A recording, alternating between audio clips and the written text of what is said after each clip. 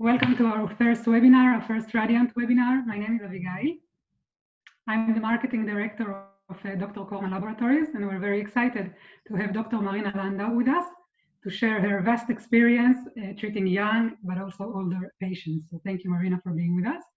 Before I hand over to Marina, I just wanted to mention that you're welcome to send us questions throughout the whole webinar via the chat button that you have in the lower bar, and we will be able to forward it to Dr. Marina Landau, and we will have designated 10 minutes in the end of the webinar so she can respond to all your questions.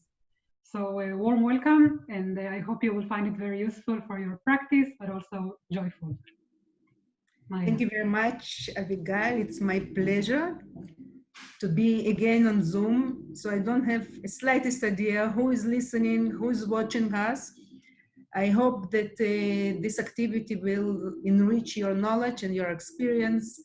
And I'm about to start. So I'm going to share the screen. Let me see. I think this is the right one. Okay. Perhaps we should wait 2 or 3 more minutes because I see that the participant just joining us. So maybe let's take 1 or 2 minutes. I just say a few words about my experience with dermal fillers. I'm a dermatologist. I'm doing both medical and cosmetic dermatology.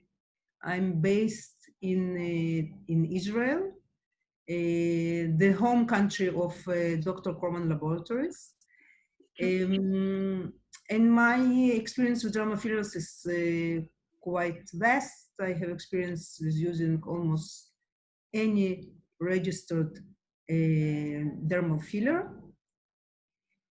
And in every point of time, I use more than a single brand.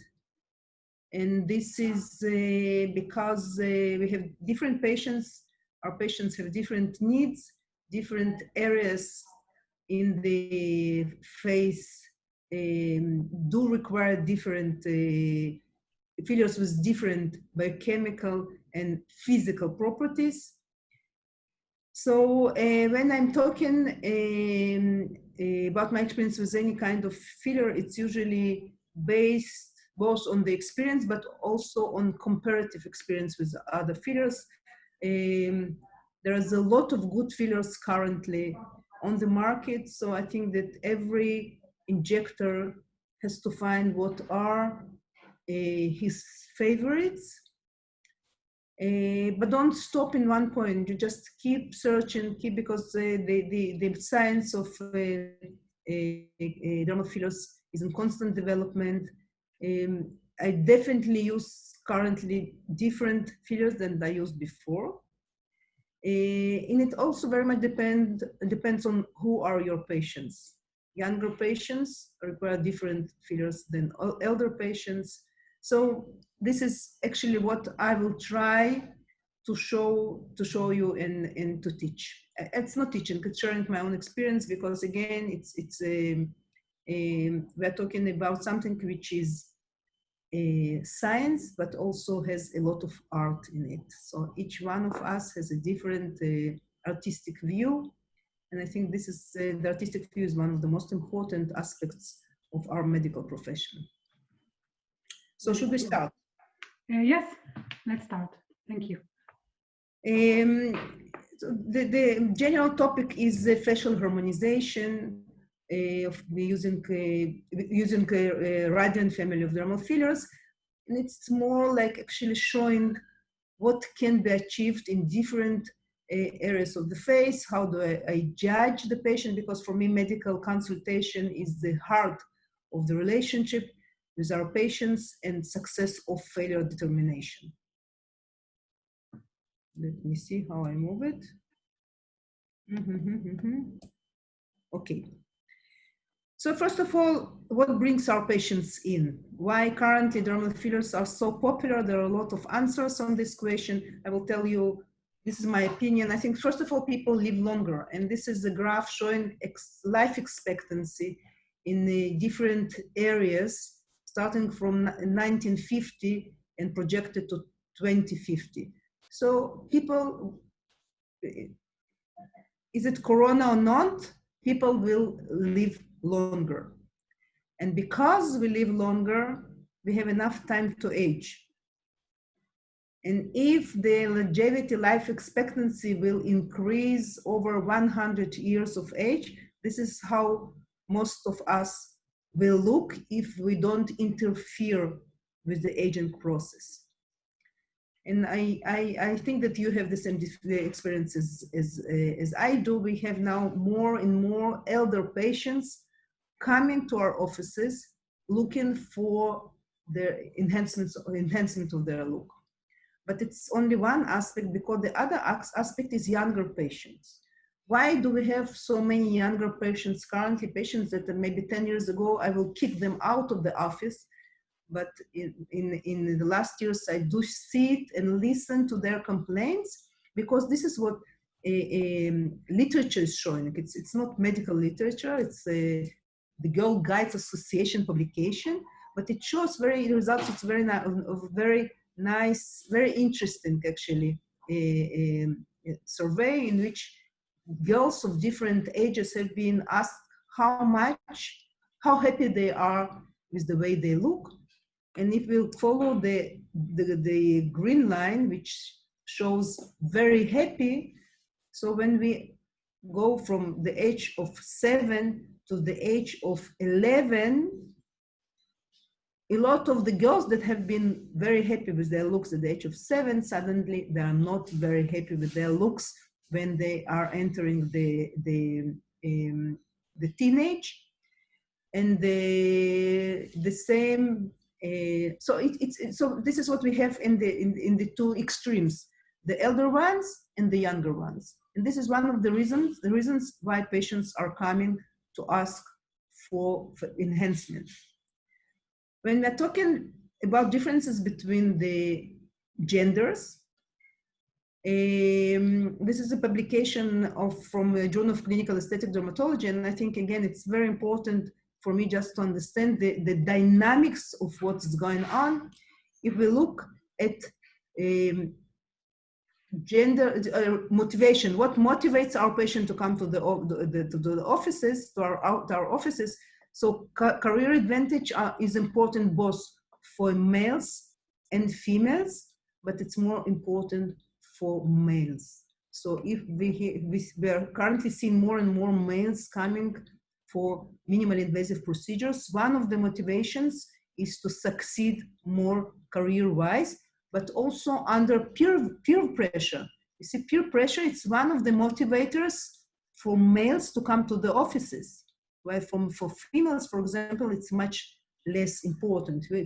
Whatever we think about females, most of them come to our offices out of self-motivation, not because somebody else is pushing them.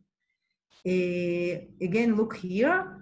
Close family member or partner is a very important motivation factor for male patients. For females, less. So females are getting treated for themselves. Another reason why we have more patients coming, because we have more and better technology. This is quite an old slide from plastic surgery statistics, but if we go, the numbers are only increasing. And again, botulinum toxin and soft tissue fillers are still the leading procedures, the leading technologies. But it's not the only technology that motivates our patient to come to the offices. This is the mobile technology is a very important motivating factor currently, especially now in Corona days. Our patients are coming, and when I ask them what brings you in, I do hear the complaint that at Zoom they are concerned about the sagging of the lower face or the deepening of nasolabial folds.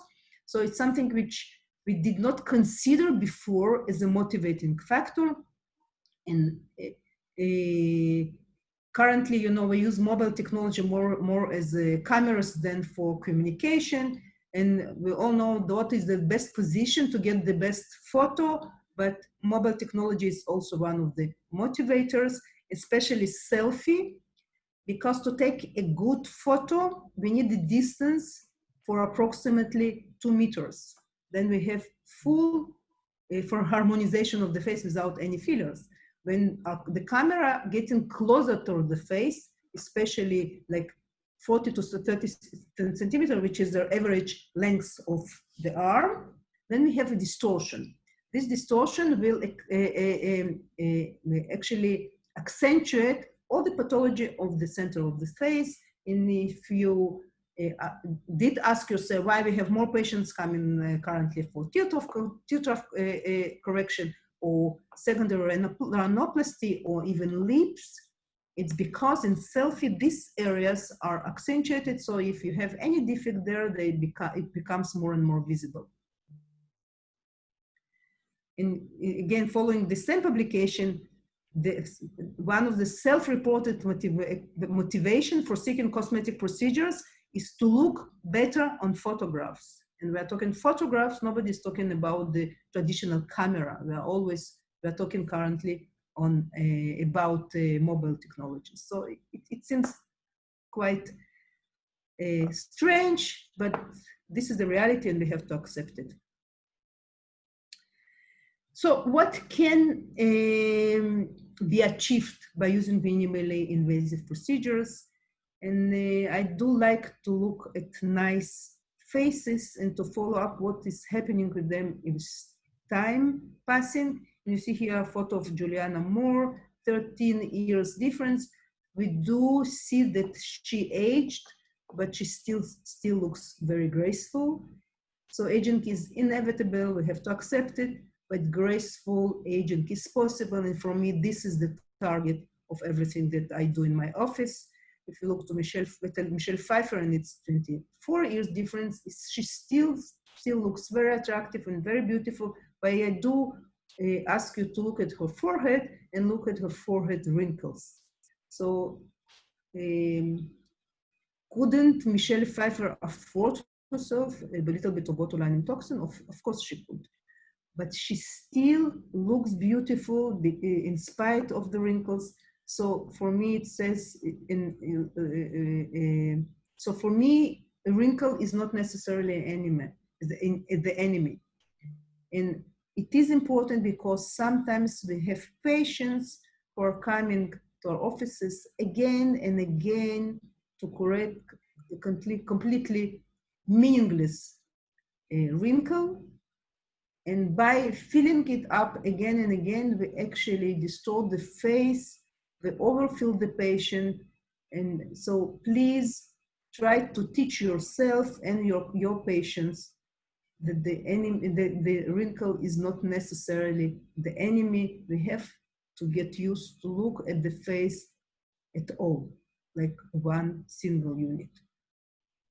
And this is something that we do see Olivia Newton-John at her younger age and elder age. And you know what I could tell about her, that she is beautifully injected. Is it a compliment? I'm not sure. So for me, overdoing is our enemy, and we have to go back to look at the patient's photos when we first saw her, to look at the faces when they are relaxed, when they're animating, and ask ourselves whether we are helping or actually distorting the face.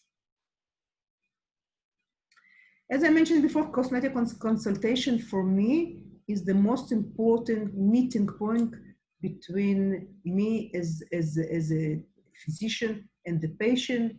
And I always ask a patient what brings her or him in, what bothers her, and it gives me a lot of different data about the patient. For example, if I'm going to treat this patient, I have to be confident that my aesthetic vision is similar to her aesthetic vision. Because if it's completely different, better refer the patient to a different doctor, because she's not going to be happy with anything you will do her because she sees things completely different. And then I do look at the patient and I tell you what I think is going to be a target for correction, what is needed for correction. And if we both see the face in the same way, this is the first step to success. sometimes the patient is complaining about something that we don't see. Always remember, we sit in front of the patient, so we see things a little bit differently. If a physician is not able to spot the complaint of the patient, first of all, the patient, she might be crazy, but before making this diagnosis, you just change your position and stand behind the patient, so you will be able to judge exactly at the same position with the same lighting and to see whether the perception of the patient is true, or maybe she is imagining. But this is the before making the diagnosis of a mental disturbance, just change the position and look if you can see better what the patient is pointing on. And the diagnosis of the defect is very important, because if the patient has very bad dark circles around the eyes, as you can see here, and you're going to inject her with botulinum toxin or with a filler in this area, you're probably not going to correct the defect. So make the right diagnosis and decide what is needed for this patient. In my opinion, even if it's not available in your office, better refer to patient to somebody who knows how to do the treatment, than to treat her in your office and then have unhappy patient, which means that she's going to come back, she's going to complain, she's going to suck your energy out, she's going to sit in the waiting room. So I think that it's sometimes appropriate, completely appropriate to recommend the patient will go to, for example, I'm a dermatologist, I'm not doing surgical procedures, so if the patient needs a surgical facelift, I will tell her, I'm not doing it, I think that you need to contact the plastic surgeon. I also encourage you to learn how to decode some specific complaints of the patients.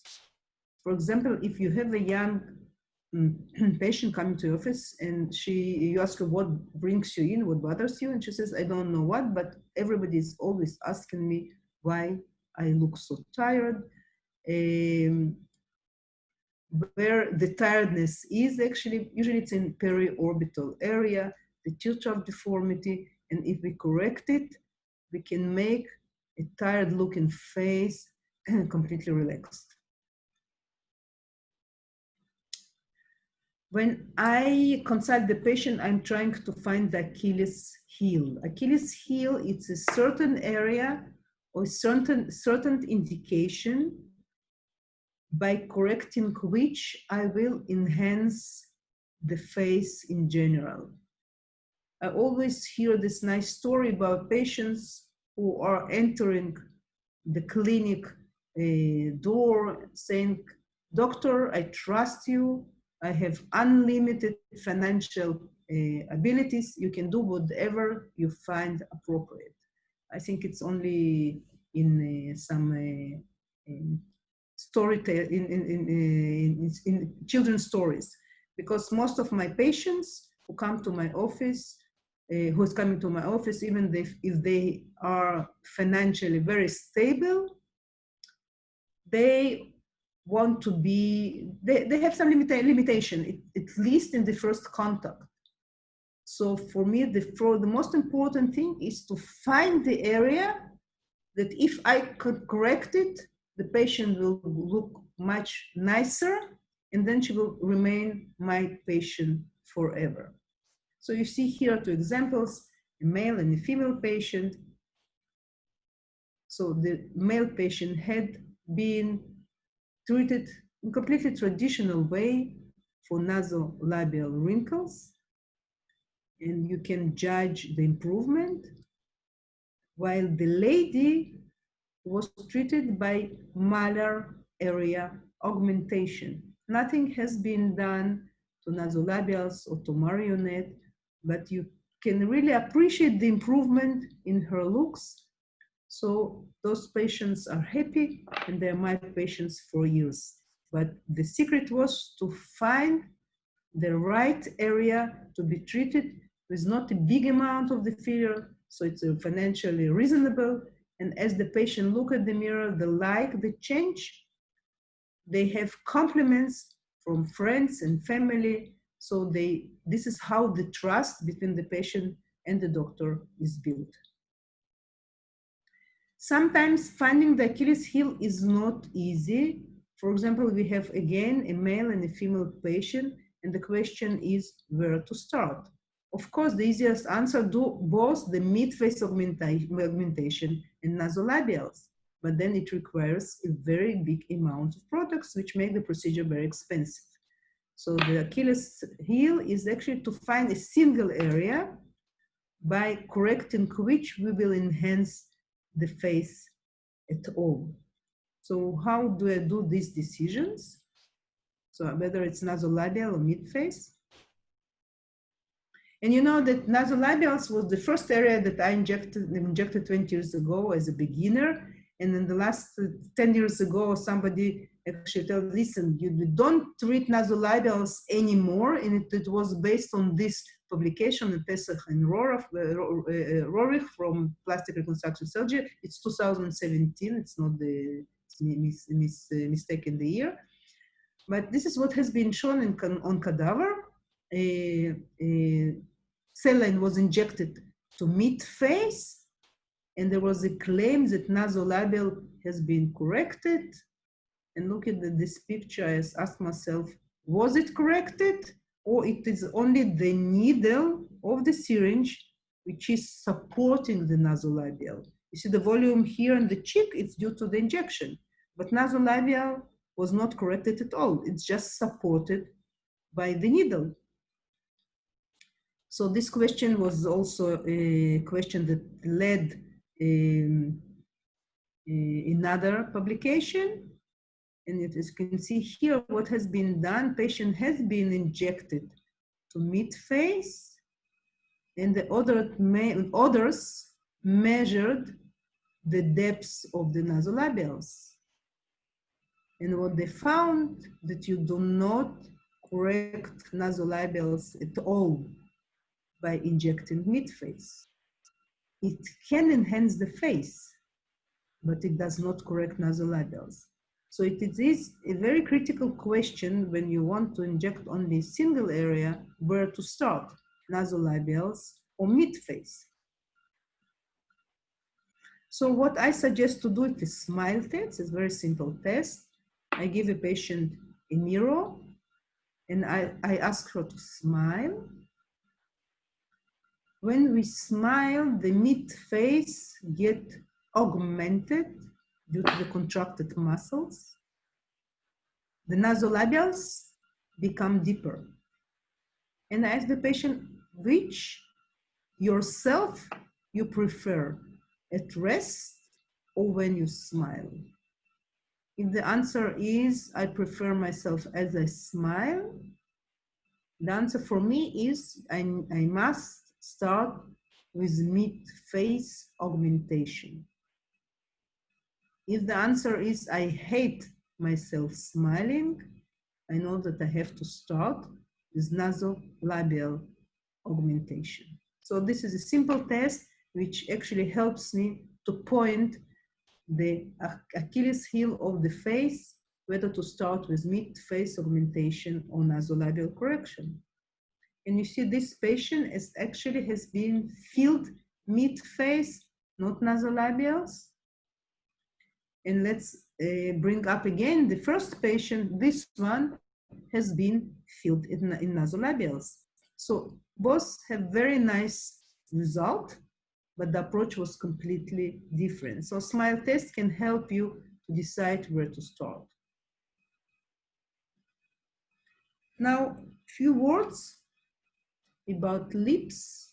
Lips are one of the most challenging areas, and I do like to speak about lips because they are so trendy. Saying trendy does not mean that it is something negative. Some trends started and become general fashion. Some trends are here today and they disappear tomorrow. But anything which is generally accepted currently started as a trend. I'm talking, for example, mini maxi, when we were wearing mini dresses and somebody started to wear longer skirts, it looked a little bit strange. But then our brain got a different setup, and all of a sudden the longer skirts became a completely acceptable fashion, and the mini started to look a little bit strange. So the trends are here. Some of them are going to remain, some of them are going to disappear, but no doubt that looking at something which is trend today, our brains are getting to a new threshold, and they become, the trend becomes actually well accepted thing. So this is what's happening with lips. Lips are changing along the history. Currently, fuller lips are considered to be more trendy, more beautiful, more sexy. But lips at the same time are quite challenging, because looking at the upper lip is everything about shape. To build the shape right, to rebuild the shape, the upper lip sometimes is quite challenging. The lower lips is almost exclusively about volume.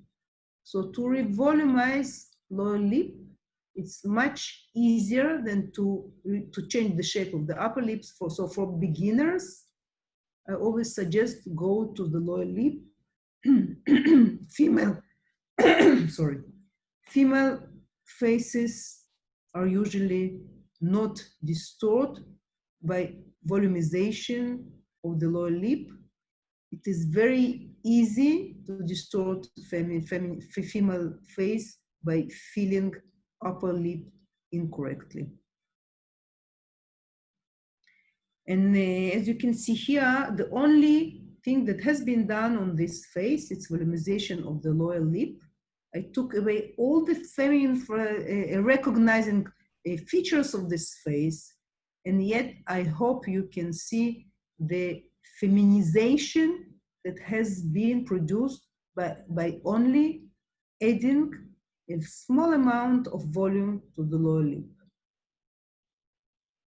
So don't forget, lower lip, for me, it's much more important than the upper lip, and much, much more easier. Now, this is one of the most challenging cases. This is a relatively young patient, but we do see it in older patients. The elongation of the upper lip. To correct the elongation of the upper lip is possible. Real correction is possible only with surgery, but we can create an illusion of shortening of the upper lip. And the illusion is created by rebuilding the structures. As you can see here, I rebuilt philtrum, filter colons, I rebuilt the cupid bow. I put a little bit volume in the upper lip, and it seems like the upper lip became shorter. If I measure the distance between the nose and the lip, the distance is definitely the same. So we can learn to create some kind of illusions, but again, it's much more challenging, and it requires a little bit of artistic vision. Let me see why it does not play. It does play. Always remember that embryologically, the upper lip consists of 3 different parts. The lower lip consists of 2 different parts. So when we injecting, we never inject it continuously in continuum, like a sausage. And one of the reasons why we have a lot of strange lips all around is because they're sometimes augmented in the sausage way. Lower lip has to be approached at least from 2 different entry points. Upper lip has to be approached from at least 3 different entry points. Now, as I mentioned before, we have this activity is sponsored by Corman Laboratories, and we are talking about RadiaNt dermal fillers. So a few words before we start the live injection, or I'm going to share with you the videos of live injections. So a few words about the RadiaNt family. The technology which is in the heart of RadiaNt product line, dynamic double cross linked optimization technology, DDCI or T, and it creates actually filler with very unique qualities and very high safety. The family contains both fillers and biorevitalizators, but currently, today we are going to speak only on dermal fillers of RadiaNt family.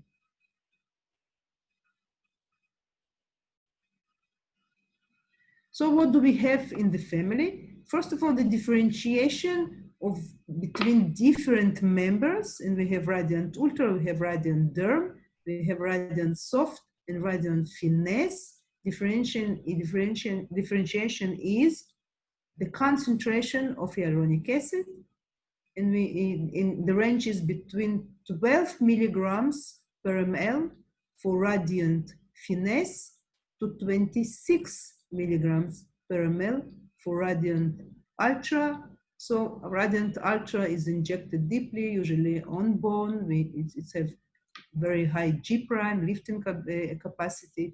As I mentioned, the concentration is 26. I will do Ultra on the jawline, chin,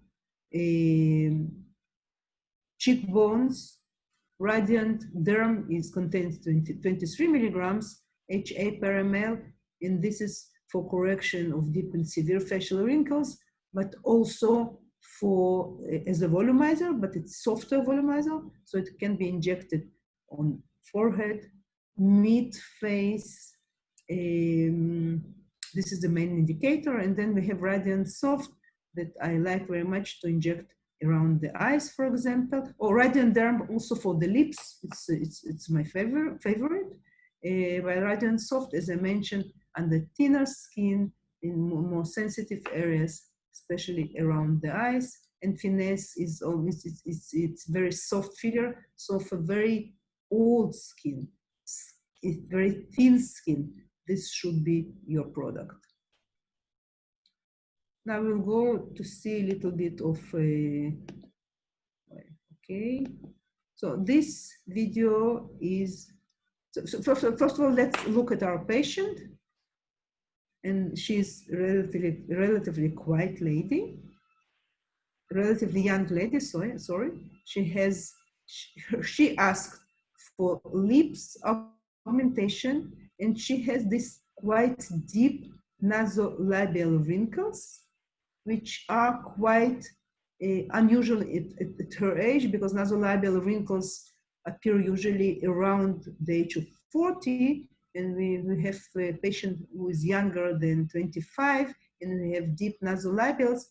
We have to look for a reason, and usually the reason is that this area has a very high mimetic activity. So saying mimetic activity, we need to have a unique approach to fill up the nasolabial wrinkles.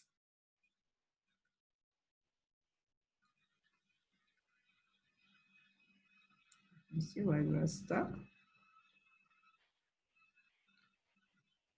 Okay, this fast mode.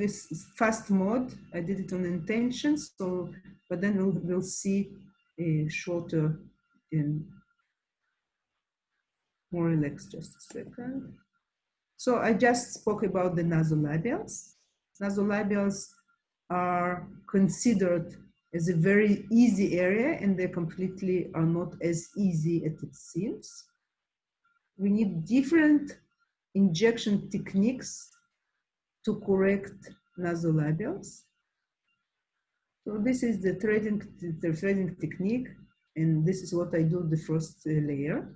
But you see, it's not corrected. So I do the front technique in the lower part.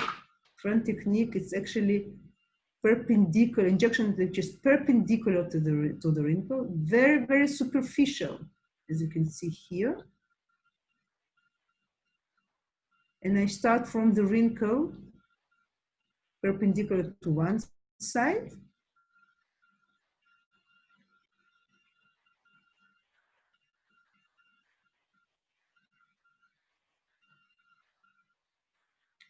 And I'm always keep checking that the wrinkle become more resistant. As she smiles, the skin does not collapse. This is what I did before. I asked her to smile and to see whether the effect is sufficient.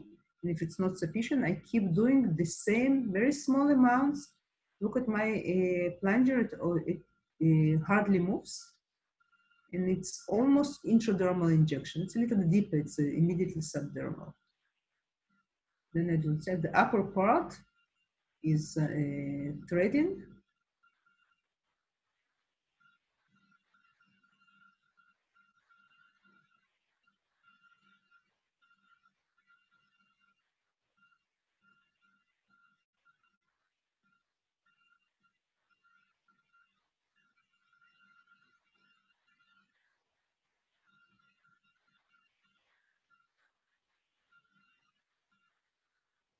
And again, the same front technique, perpendicular to the wrinkle.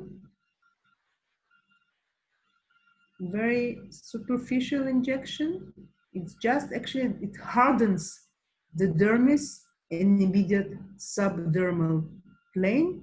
So when the patient smiles, it does not collapse the soft tissue anymore.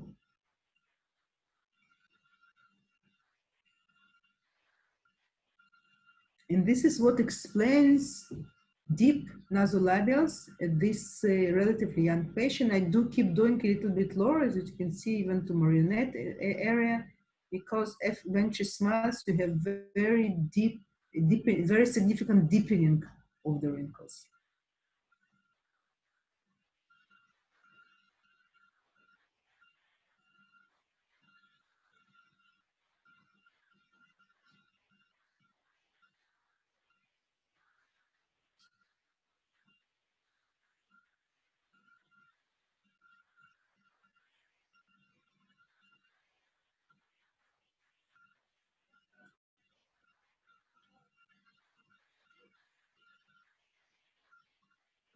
So this is the patient, and you see her before and after correction of nasolabials, and you can see the effect of using the technique. You can see the lips, we'll see the lips a little bit more in details later, but you see lower and upper lip before and after.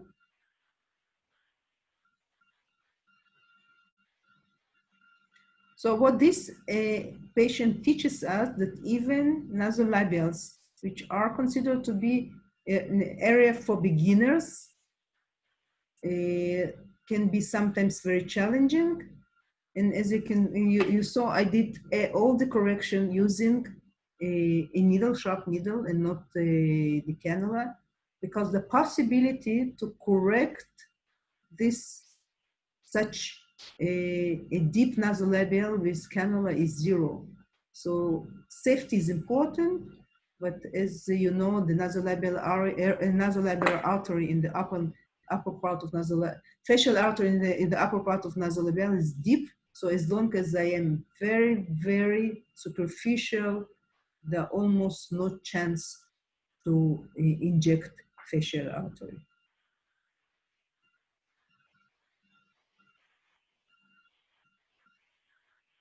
So this is our second patient. And I will show you how I do actually the upper lip. In elder lips, I always start with rebuilding of the natural structures, the filter colons. And I inject filter colons very superficial. And this is my approach.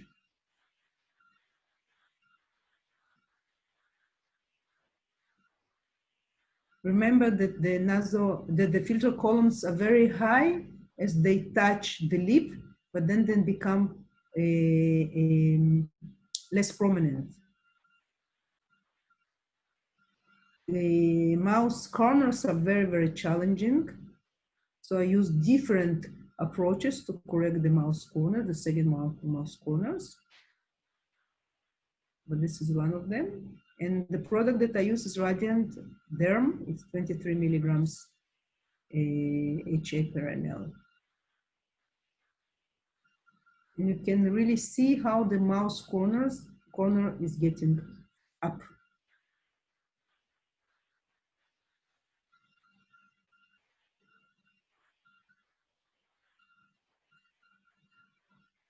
Now volumization. This is what's called a Russian lip. It's a superficial injection. I inject lines of HA to volumize the upper lip.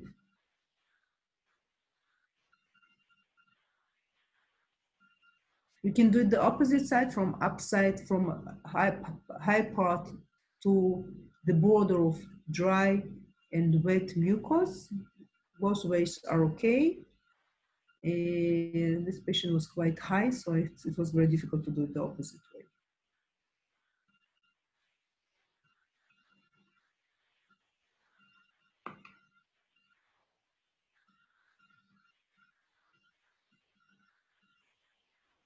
You remember I explained that it's now the lower lip. Remember, lower lip is built from two different embryological parts. So we do not enhance the lower lip as a sausage, but at least from two different approaches.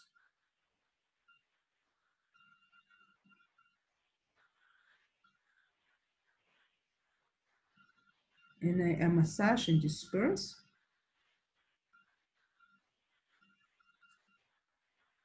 Inject superficially because the both inferior and superior labial arteries are deep. So as long as we inject superficially, we are safe.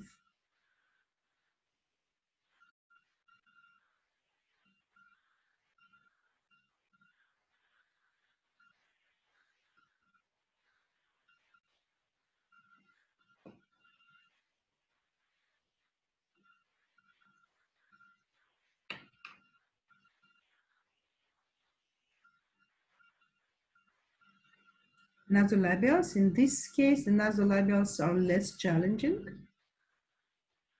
So I inject it with antegrade threading.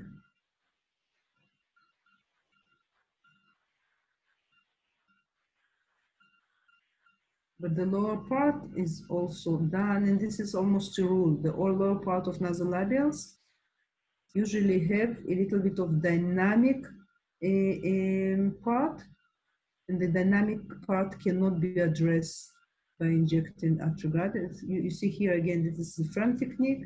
I start from the wrinkle itself, going both medially and laterally, very superficially, just to make the dermis and immediate subdermal plane more resistant to collapse.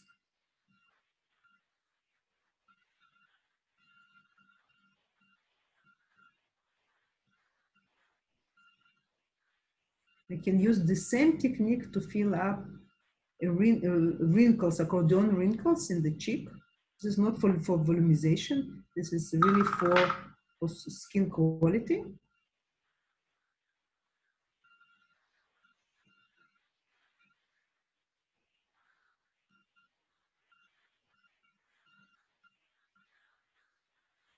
In the initial effect is a filler, but we know that hyaluronic acid, cross-linked hyaluronic acid, stimulates fibroblasts to create more collagen.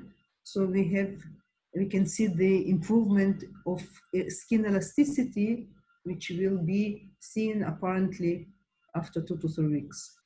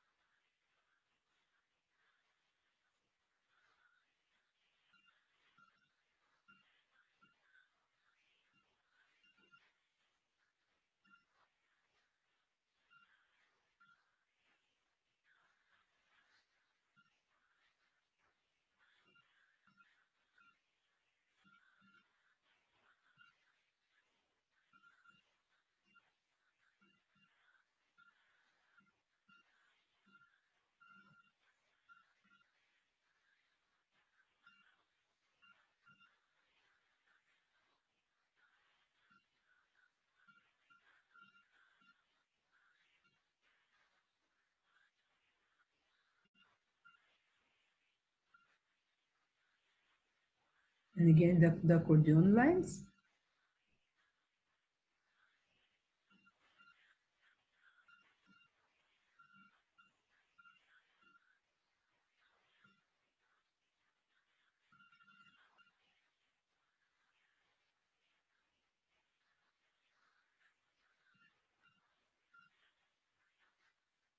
And I think that you can really feel that now when she smiles, there are less of tissue collapse. It becomes more difficult for her to create the wrinkles. But as I mentioned, and you can see the nasolabials. So this is the way you can create improvement in skin quality. You can create more resistant for collapse areas.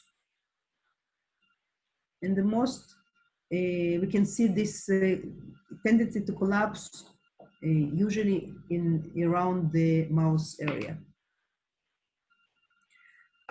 We are talking about facial harmonization. This patient has a very long and slim face, so a little bit of volumization is needed for lateral cheeks, and this can be achieved using cannula and 26 milligrams per ml of HA. We need a little bit thicker product here. She has quite a good skin quality, because if she did not have a good skin quality, I would go for the low concentration filler.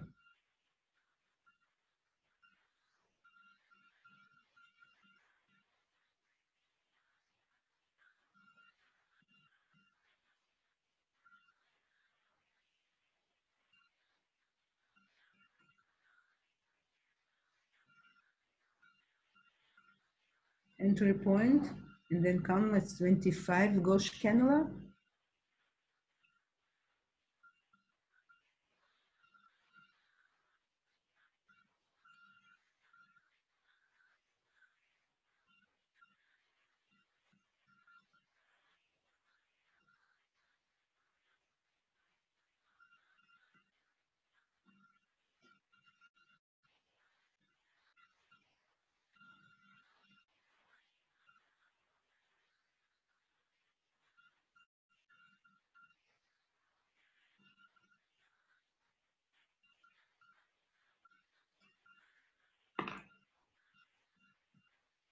So this is a lady, she, as you can see, she's quite asymmetrical. She needs blepharoplasty, but you can see the improvement of the lower face. You can see a little bit of volumization of the cheeks, lateral cheeks. She still is the same lady, but if we look at the lateral part of the cheek here, comparing to this one, to the lateral part, to the profile view of the left cheek, you can see really see the improvement of the facial contour. Again, the same. So I mentioned before about some of the sins that sometimes our colleagues are performing, and overdoing of the lips, I think it's not going to be ever trendy. Actually, most of my patients who are coming for the lip augmentation for their first time, this is one of the aspects that they are very much concerned about, whether it's going to be very too big, looking unnatural. And this is the patient that I started to treat her as a dermatologist, actually, not cosmetic dermatologist, but medical dermatologist, when she was 18. And those big lips, she had these big lips when she was 18 because she came to me as a fifth dermatologist. And she wanted me to inject her a little bit more. So I was trying to convince her to refrain from any further injection, and I was successful, luckily enough. I followed this patient for 7 years, and what you see, 7 years without doing nothing, the lips are looking much better and much more natural, which teaches us that in spite the fact that the longevity of the filler in the lips is usually shorter than in other areas. But when we inject and re-inject again and again, the longevity increases tremendously, and sometimes it takes years until the effect of the filler fades in the lips, as in this case. What can we do for harmonization of the lower part of the face? Again, it depends on what patient's expectations are. Sometimes I think that we need to mention a possibility of surgical approach, because surgery, no doubt, is much more effective in the lower face to correct the sagging. The injectables, for me, are only a second choice.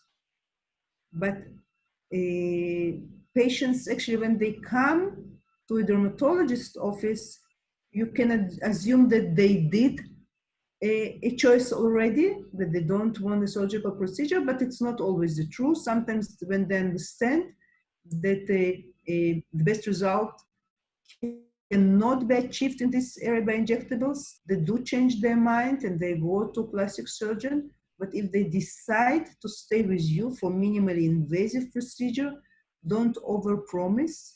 You can, because if you promise, you have to provide the results. So this is kind of result that can be achieved with fillers, with big amount of fillers in the lower face. Is it better? It definitely is better. Is it perfect? It is not. So you need to explain and to manage patients' expectations, because otherwise they think that you inject 1 ml of a filler and they have a surgical results, which is definitely not going to happen. And again, another case, to address the lower face, in this case, patient has been treated with volumization of the mid face, correction of nasolabial folds, and correction of marionette area. So it looks pretty nice, but again, it's a big amount of products, it's high financial price, and always remember that we need to repeat it once a year at least. Is it good for a business? Well, sometimes it is good when the patient is happy, and sometimes it's only the bridging until they realize they do need surgery. And sometimes patients say, listen, I'm happy with what we get with the filler, and so they will follow you for much longer time. And this is a longer time. So if you treat your patient in the right way, if you use the right products in the right area, if your injection technique is appropriate injection technique, the patients are getting better and better in spite of the aging process, as you can see here, or as you can see here.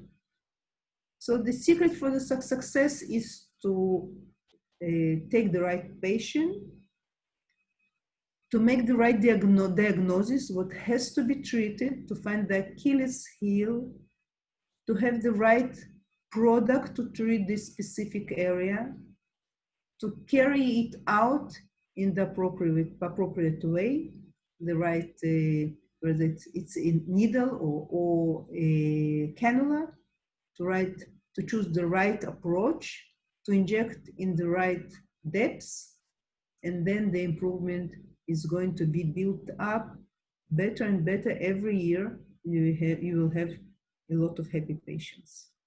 So this is the final results of the consultation and the treatment. There are 4 situations, in my opinion. The first one is the best one, when we have happy patient and satisfied physician. Happy patient, it means she stays smiling, she feels she's getting a nice feedback from the family, from the friends. And when you take a picture before and after, you can really see visible improvement. The second situation is still good in my opinion. Happy patient, unsatisfied physician, and it happens in our profession. So the patient is extremely happy. I'm taking the picture before and after, and when I compare the picture, I don't see any visible difference. So is the patient imaginating? Is it a placebo effect? Or maybe simple photography is not sensitive enough to see the change. The third situation, it sounds maybe a bad situation, but for me, it's still a good situation. Unhappy patient, unsatisfied physician. So the patient does not see sufficient improvement. The doctor also does not see sufficient improvement. So we need that we learn that we might be needing to repeat the procedure or to inject a little bit more product. And this is very important because, you know, medicine, it's not mathematics. So things like that will happen even though you are an expert, you're using good materials. So when you are doing your pricing, the price list in the office, I think that you do have to take into account that from time to time, you will have to compensate the patient and to add more of the product on your own expense. So don't charge the patients, because then you'll have to argue with her that if she needs a correction or a touch-up, she has to pay again. And this is a very tense and unpleasant situation, in my opinion. The fourth situation for me is the most frustrating, which means I'm happy and the patient is not happy. And it can be caused by different reasons. The most important is that the cosmetic consultation failed. I did not make the right diagnosis that the patient is problematic, that her aesthetic view is completely different from mine, and I accepted her for treatment. So be very sensitive and very careful when you conduct a cosmetic consultation, because this is the first step to define the final outcomes. So I think that we are finished, yes. And I'm stopping sharing so we can now get some questions if we have. Yes, so first of all, thank you very much for an inspiring presentation. We have 3 questions. The first of all will be regarding the lidocaine. So as we know, the RadiaNt dermal filler family, it does not currently contain lidocaine. So what the doctors are asking is, from your experience, is it okay to mix it with lidocaine, and how do you do it? Okay, so since I'm very old, I've been there from the first HA syringe released on the market. So the first ones did not contain lidocaine. The next generation did contain lidocaine. And in my office, I always have at least one brand which is lidocaine free. First of all, listen, there are some patients who are sensitive to lidocaine, never forget it. And you have to take it seriously, because I had at least 3 patients which were completely developed immediate hypersensitivity, almost anaphylactic shock to lidocaine, because when I was a resident in dermatology, we have also always been told that lidocaine sensitivity, it's very, very unusual, but it happens. So listen to a patient. If the patient says that she's sensitive, don't ignore it. Now, lidocaine is, first of all of my patients, when they come to the office and they are not sensitive to lidocaine, I put an Emle cream on, anesthetic cream, and I treat the patient after they have at least partial anesthetized. I personally doubt about the immediate effect pain-wise with lidocaine in the product. I think that at least in the first pricks, there are not real difference. It does kick in later, so you will find a difference in the second stage of injection if you are slow enough. Because if you are quick, you finish your injections before the lidocaine effect actually starts. You can mix, I don't. I use, I inject very, very slow. So most of my patients with anesthetic cream can take lidocaine-free product. There are areas in which, in my opinion, lidocaine is not needed at all, such as periorbital area, which is not very sensitive. The nasolabials in the lips are more sensitive, but I think that with lidocaine-containing products, actually the skin swells more. Mm-hmm. So we have to tell it about patients. If you want to mix, it's possible. Remember, lidocaine is a solution. Hyaluronic acid is a gel, so you have to mix quite extensively to get the effect of lidocaine in the product. But I prefer to use anesthetic cream for a longer time and have anesthetic effect from the topicals than to mix it with lidocaine. Okay, perfect, thank you. The second one would be, in which cases will you choose to inject lips with the cannula? Well, or not. 50% of my injections are performed by cannula. The reason to use cannula, there are two reasons to use cannula. Efficacy and safety. Most of the cases, most of the indication to use cannula, it's efficacy. But it's kind of philosophical overview, but when we become older, philosophy is part of your life. If you want to be completely safe, take a coffee with your patient. Our profession is a little bit dangerous. To use cannula for safety, if it does not produce the desirable effect, I think it is a mistake. Using cannula for lips, first of all, it gives much more swelling post-procedural. Okay. Second, I don't think that you can be very precise, especially when we are talking about upper lip. As I mentioned, it's everything about the shape. With cannula, it's very difficult to give shape. You can give volume, but you cannot create the right shape. If you're using the cannula for the lower lip, always remember, do not fill it from the one end to another, because this is how sausage lips are created. If you want to use the cannula, do one half and another half. Don't use it a continuous line. I personally do not use cannula on the lips. Okay. We have just live question now that just a second, I just want to be a little bit to give it a small comment. Okay. Lips are talking. I'm talking about the mucosal part, because this is called lip. This is also called the glabrous skin of the lip is also called a lip. When I want to improve the projection of the skin of this part, not of the lip itself, not of the mucosal part, then I will use definitely cannula, because I think that it will provide the same efficacy, the same outcome results-wise, and it's much more convenient because it's part of volumization, just to create a better projection of the skin or soft tissue above the mouth. Then cannula is relevant, in my opinion. To volumize the lip, I think with cannula you are less precise, and yet you induce much more post-treatment swelling. Okay.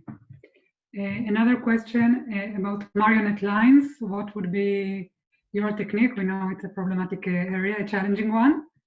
So what would be your preferred technique? So as I showed in my presentation, deep marionette lines, in my opinion, should be always discussed as a reason to consider surgical facelift or combination of injection and some energy-based devices. I don't think that none of them are comparable with results-wise with surgery, but we have to get the patient the idea that this area in most of the cases requires either surgical approach or combination. I do combine sometimes suspending threads with a filler. When we're talking filler, the idea is to volumize the triangle. So the marionette, they're called lines, but they are not lines. The area, it's a triangle that has to be volumized. lower part, the jawline, this is when I start, and this is the area for cannula. So this area is injected with cannula. I fill up the whole triangle here, and I do the jawline very, very superficially. There's some, I think, misleading information in the internet about the possibility of correcting marionette lines by volumizing the cheeks. And also, you can do it if you put here like 10 ml of HA in the cheeks, will lift a little bit of soft tissue, which is creating marionette lines. Otherwise, if we're talking 1 ml or 2 ml, there is no chance to correct marionette lines. So marionette lines require direct approach. I use cannula, the injection is superficial, the target area is a triangle, which has to be volumized, and the lower part is injected superficially just to redefine the jawline. Okay, and then the last one, because also we don't have time, you were talking about injecting to the accordion lines to improve skin quality. So what can you expect from the results and how long would it stay? So first, I showed the technique that I'm using, superficial, perpendicular to the lines themselves. The target is, first of all, to feel mechanically, to feel a little bit the lines, then to straighten actually the dermis and immediate post-dermal plane. So when we smile, the skin and the soft tissue will not collapse. The second secondary effect is stimulation of collagen, new collagen, because there are multiple publications showing that the fibroblasts, the cells in the dermis which are responsible for collagen creation, there are receptors that are sensitive to hyaluronic acid, to pressure. We call them pressure receptors. So when HA is injected in vicinity to these receptors, it swells, and these receptors are activated. Activation of the receptors activate the mechanism, the intercellular machinery to create new collagen. So basically, we have multiple mechanisms that are showing, they're explaining the improvement of skin elasticity and the disappearance of these accordion lines. When I started to treat these lines, I was doing in repetitive procedures, but using the right technique, you can do it, create immediately. First procedure creates a nice results. If there are a lot of marionette lines, you will need to do it twice, but usually not more than that. So it's a feeling, it's resistance to collapse, and it's a stimulation of collagen. Okay, very good. So I think we will have to wrap it up now. So thank you so much, Dr. Marina Landau. It was a pleasure. If more questions are coming later, you can send them to the email, and I'll try to answer directly to the physician. Thank you so much. Very kind of you. Thank you so much. And see you all on our next RadiaNt webinar. Thank you very much. Bye-bye. And goodbye.